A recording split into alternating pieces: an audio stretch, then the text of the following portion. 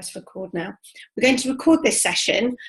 So if you wouldn't mind, in the bottom left-hand side of your screen, clicking the mute button during the session. Thank you very much. And also for any of you who want to be a face and video, then you can also click the button next to that, which is start video. And that means that I will be able to see your faces as well as you see mine, but you can stay anonymous if you would prefer. So that's absolutely fine. So to introduce myself, my name is Emily Whitehead. I'm one of the coaches working on the Destination Staffordshire tourism programme, and I tend to talk to clients about social media, digital marketing, etc. And today I've just been asked to spend half an hour going through the how to set up your Facebook page. So first of all, what I want to do is just to make sure that you're all happy and understanding what we're doing in the webinar. And secondly, we'll crack on and just go through some of the setups and ideas about why you would use a Facebook page. Obviously, all of you know that Facebook is a huge social media platform, launched in 2004 by Mark Zuckerberg, and now with something like 30 billion regular users across the world. Originally, Facebook was set up just for people, and then back in about 2008, they started to introduce the idea of having a Facebook page. And a page is somewhere where a business can advertise, communicate, and market.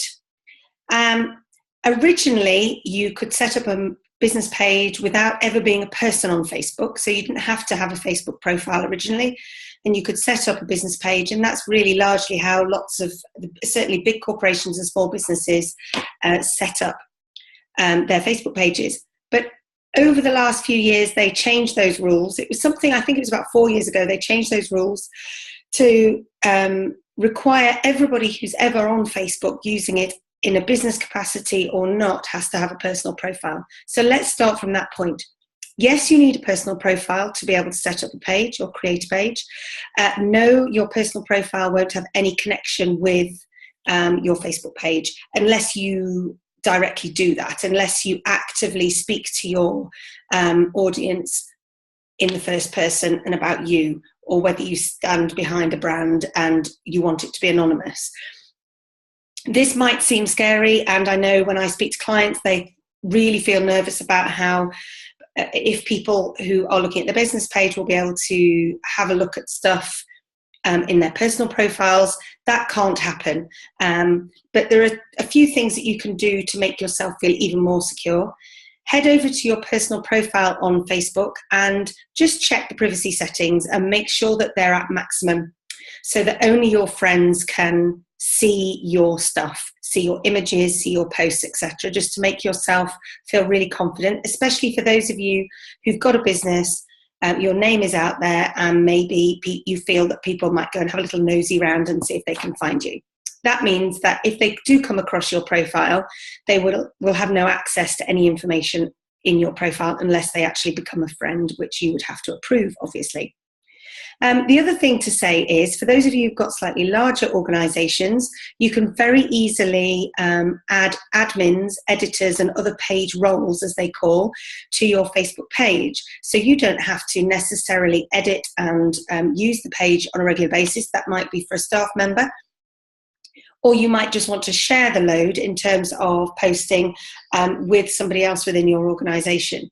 Again, they would log in via their own personal profile, and they would have editing and admin rights within your page. But again, to reassure them and to reassure you, your customers or your audience won't be able to see that information. So I hope that kind of irons out. I apologise if you already knew some of that, but it's really important to get that clear.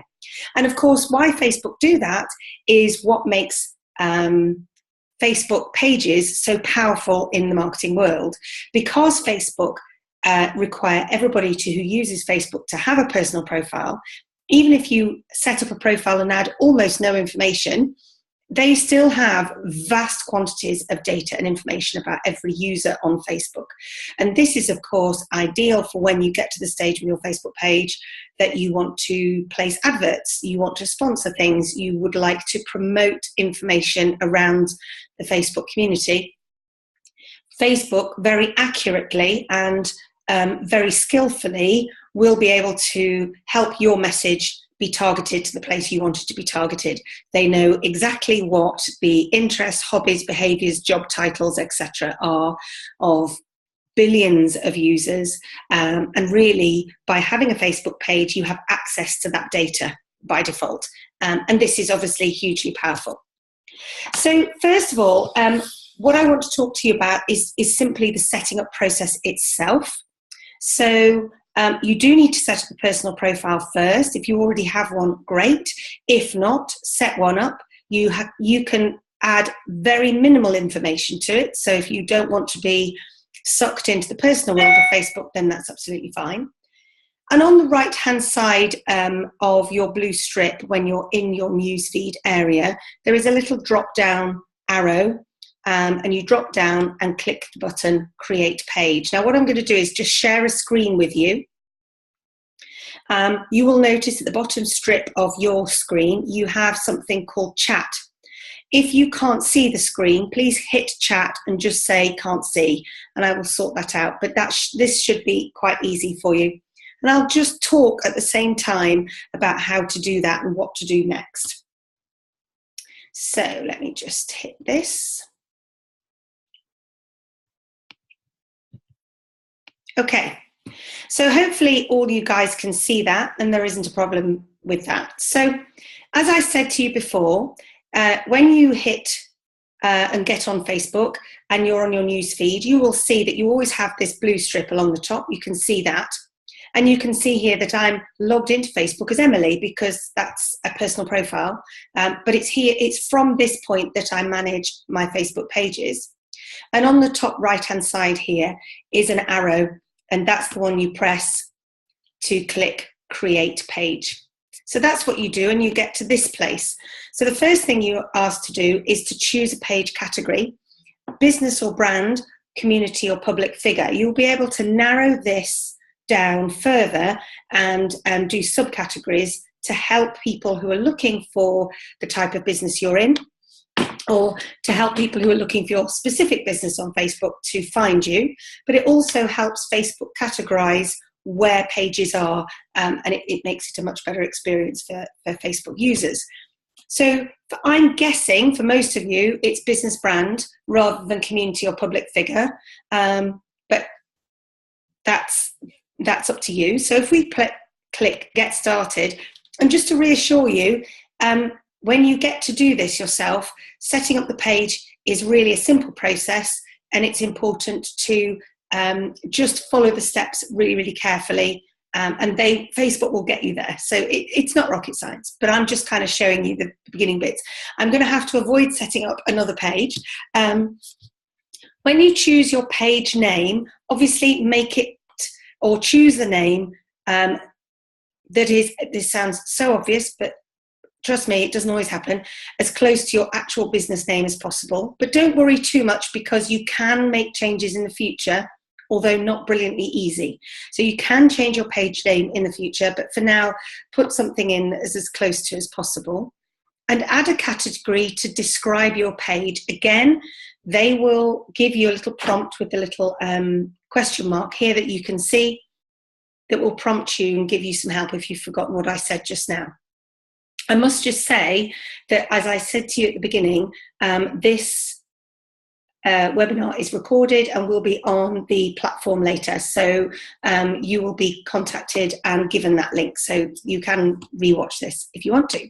So then you would add a page and a category, and you would click continue, and we would move on from there. So what I'm going to do now is click through to the next part where you are setting up the page. It will take you through a series of options about finding fans, about adding images.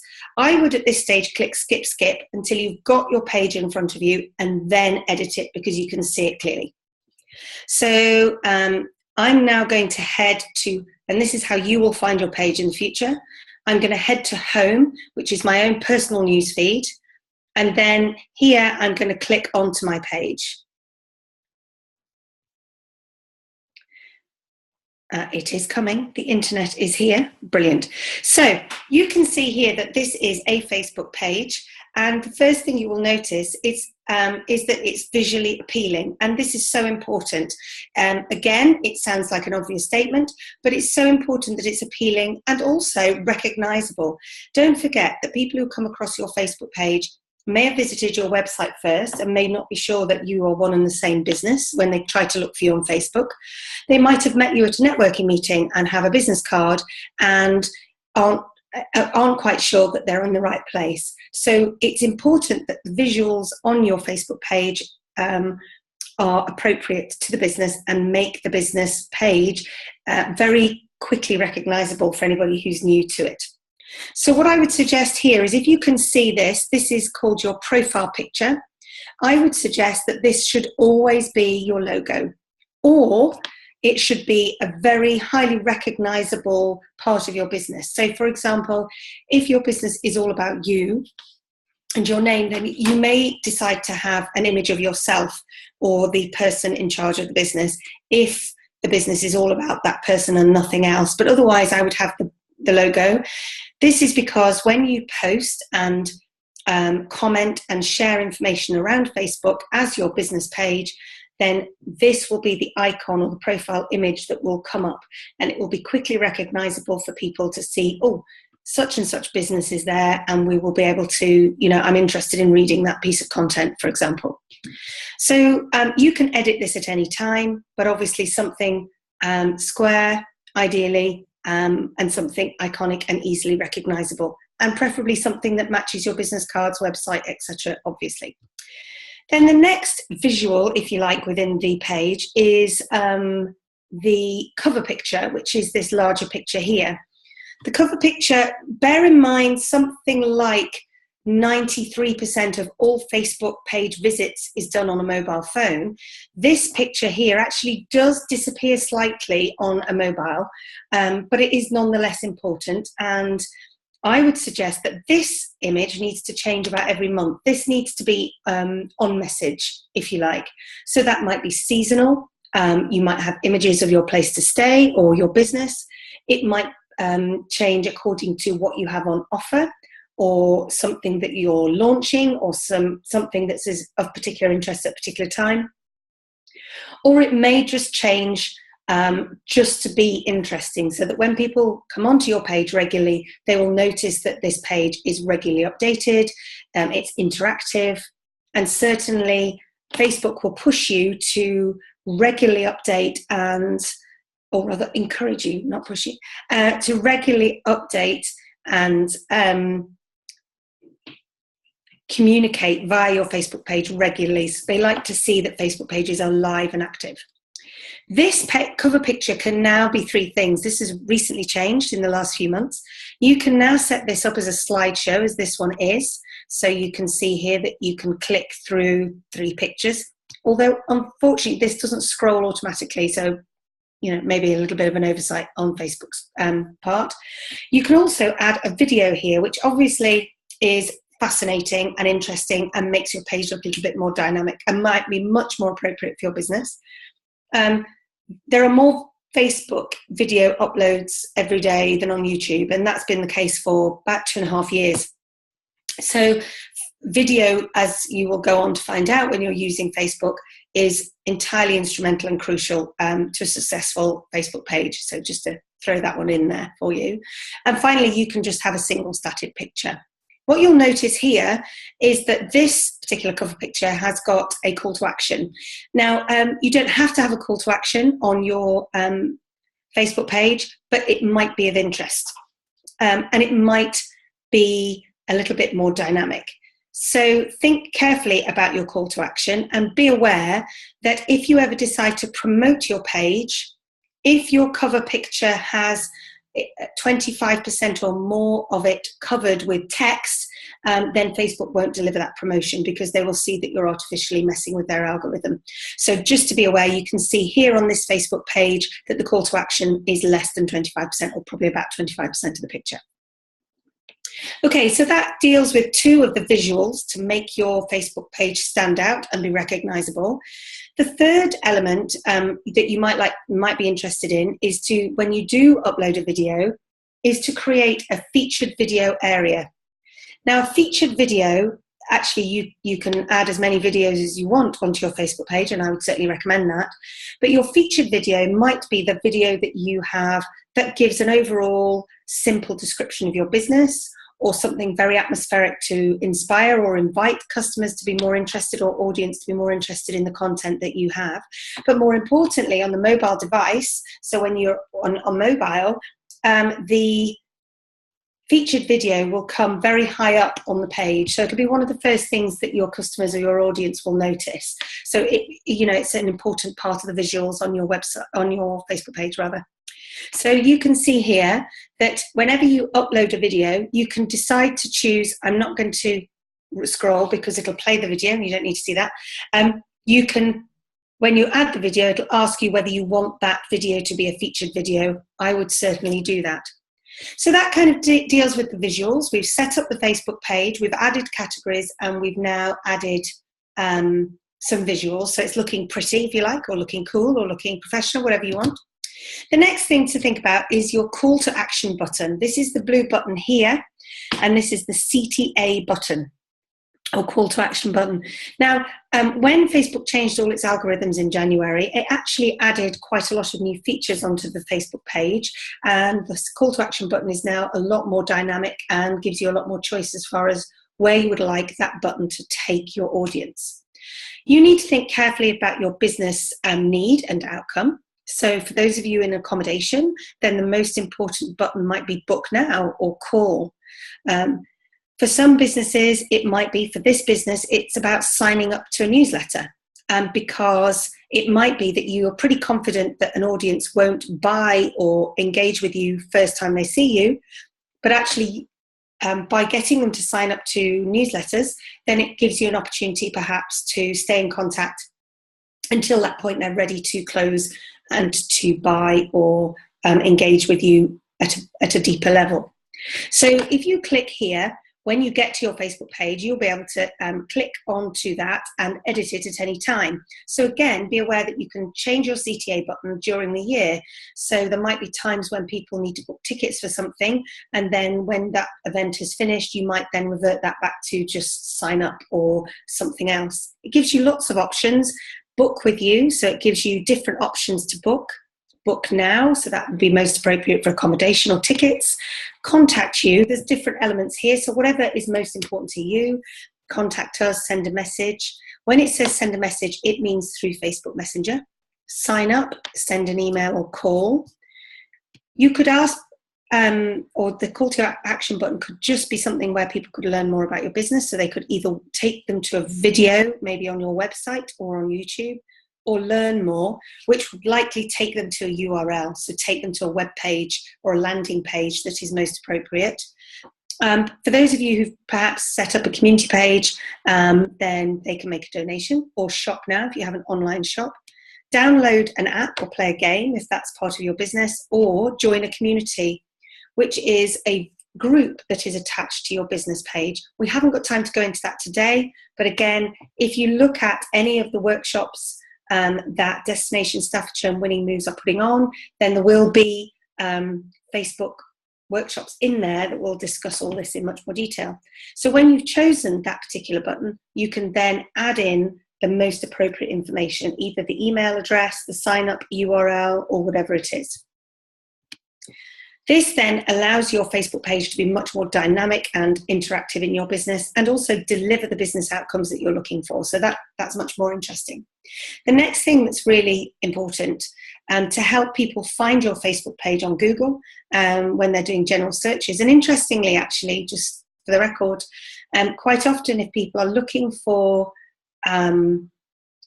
a business or a type of business in a particular area, for example, holiday accommodation in Staffordshire, then quite often people's Facebook pages comes up on the search results higher than their website. And that's because you are updating your Facebook page a lot more regularly.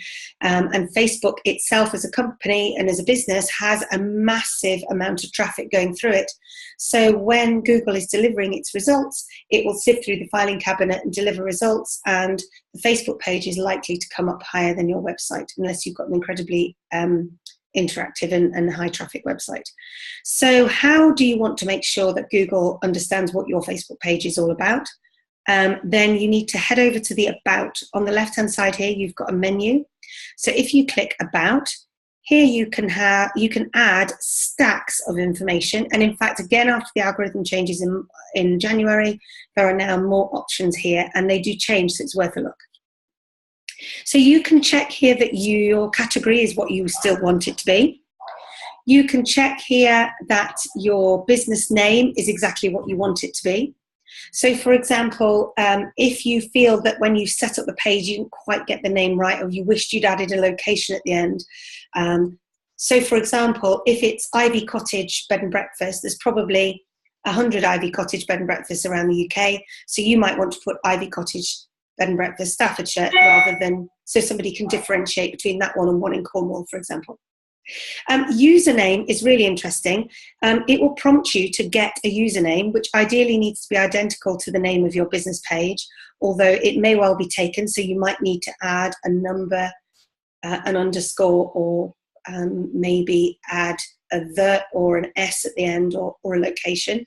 And this means that when you are speaking to people or talking to people over the phone, at a networking event, chatting to a customer, you can say, oh yes, go and have a look at our Facebook page. It is Ivy Cottage, Staffordshire. And because that username specifies that, then it makes it much easier for people who click that in the search bar at the top here. It makes it much easier for people to find your Facebook page. So definitely go for a username. Obviously, make sure your contact information and all your information is absolutely correct and up to date here. So website address, email, telephone number, anything else that you feel you want to add. And obviously, because the username here is Simply Great Britain, then when people use Facebook Messenger and they want to send a message, then that's the account it will come through. But most importantly here, I want you to have a look at this About section here. This is a short description about your business, and this actually serves as the meta title of your Facebook page. So some of you may be aware that when you have a website or a web page, then obviously Google can't read all the web page. They can't read the images very easily, although if they're all alt tagged properly, then they should be able to. But in order for Google to understand what that page is, it needs to say what it is on the tin. So on a website page, you don't want it to say the meta title to be home page, because there are billions of home pages out there, but you would like it to say Ivy Cottage Bed and Breakfast Staffordshire, or Luxury Bed and Breakfast Staffordshire Ivy Cottage, something that describes it on the tin. It's most important that this phrase or this about sentence or a couple of sentences says exactly what you are on the tin. And because this is what Facebook uses in order to deliver search results to anybody who's on Google. So be absolutely clear here. And if ideally it matches the meta titles on your website, the way that you describe yourself on Twitter, the way that you describe yourself in the bio on Instagram, then that's even better, because Google starts to build up a 3D picture of your business and can see, okay, there's the Ivy Cottage website, that seems to be linked to this Ivy Cottage Facebook page, which seems to be linked to this Ivy Cottage Instagram. Oh, and I can see it's got a Twitter account too. And it just means that it trusts you. Google trusts you. It sees you're an active, vibrant business, and that by delivering your business to its customers in a search result, they're delivering a quality product. Then, of course, you can add lots more detail in the company overview. So again, if you're I keep mentioning Ivy Cottage, I've made that up in my head, but if that's what you are in your business, then you can add more detail there, your calls to action. Don't worry too much about an impressum. An impressum, because this Facebook page happens to be based in Europe, an impressum is a short description that is a legal requirement on the continent, but not in the UK, so you don't need to worry about that. Now you can add awards. So if any of you have got a Visit England award, or a Staffordshire Tourism Award, or a Taste of Staffordshire Award, or whatever it is, then here's the place to put it, because this obviously makes your Facebook page look really dynamic. And don't forget, many people may never get to your website. They might decide they're going to do all their interaction with you and all the information that they need and all their search via Facebook. You can also edit any products, and you can add a menu. This is so useful. Again and again, if people are in a location, they will use Facebook to find if there is a cafe or a restaurant or a takeaway nearby. And we all know that frustration when we get to somebody's Facebook page and we can't find a menu. So you can now add a menu, which is very interesting. They also have set post-GDPR, set up a privacy policy for you, which you can edit if you feel that there's any kind of change that you need to make. Okay, so now we've done, we've set up the page, we've categorized it, we've made it look attractive and dynamic. We've also helped Google find your Facebook page very clearly, and we've added lots and lots of information there. But you can see that we have just done the basics. There are lots and lots of extra categories down the left-hand side which you can add. Obviously, reviews are key.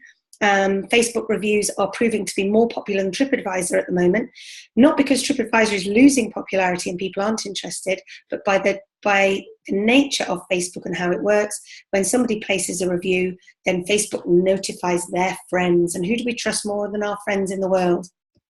You can add events, photographs, videos. You can add extra services or a shop. And you can also add extra offers or job opportunities within your business. So you can add and develop your Facebook page over time. Interestingly, because your Facebook page is a business page, Facebook offers you a stack of extra features and benefits to help you in your business. So if you want to capture data and understand more about your Facebook page, then the first place to stop is Insights.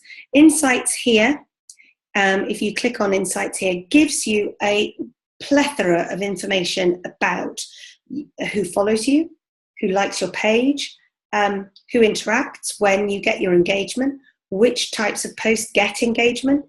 It gives you information about where your likes and fans are coming from, both geographically, are they men, women, their age groups.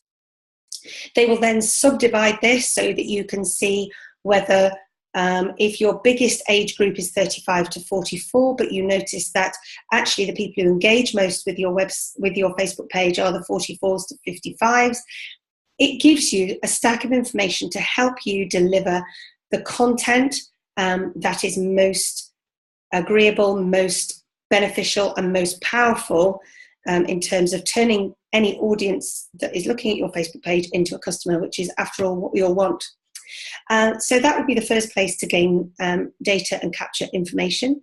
The other thing to do is to also think about integrating your Facebook page with other bits of software. For example, your TripAdvisor account. That will give you lots more data. It will also give you, you can also do an integration with MailChimp. So for any of you who use MailChimp or have heard of it and you're planning to set it up, when you can have I've got a stay in touch button here, and on this page there's a sign up that takes them straight to the MailChimp sign up so that they can then sign up to your newsletter to hear from you more regularly. After all, not everybody will see all your Facebook posts all the time if they're not on Facebook, or if the algorithm deems your posts to be downgraded because they're not interesting enough. That's for a Facebook workshop, and I would encourage you to go on one. So again, that's another fantastic way to capture data. And of course, the other thing, because you're linking your Facebook page with your website or your online shop, then use Google Analytics as a way to understand how many of those people who visited you on Facebook took the next steps and clicked through to your website, for example. This might be your key business outcome. It might be the key business activity that you want to promote within Facebook.